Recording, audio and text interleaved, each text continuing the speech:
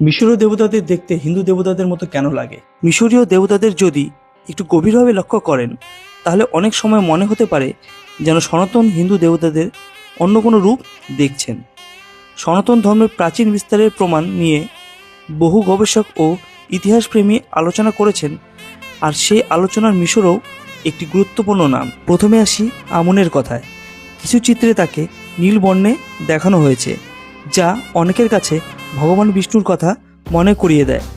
আবার কিছু চিত্রে তাকে বহু মাথাওয়ালা সাপের সঙ্গে যুক্ত অবস্থায় দেখানো যায়, যা অনেকের মধ্যে শ্রী বিষ্ণুর শেষনাগের উপর শয়ন করার চিত্রের সঙ্গে আশ্চর্যজনক মিল তৈরি করে।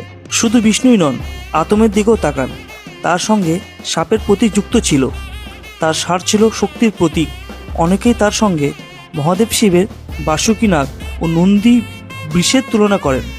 এমনকি সৃষ্টির অবসান বা ধ্বংসের ধারণার সঙ্গেও আতমকে যুক্ত করা হয়, যা শিবের সংহারকর্তা রূপের কথা মনে করিয়ে দেয়। আবার মিশরের সৃষ্টিকর্তা দেবতা পতা অনেকের কাছে ব্রহ্মার মতো মনে হয়, যাকে আমরা বিশ্ব সৃষ্টির কর্তা হিসাবে জানি।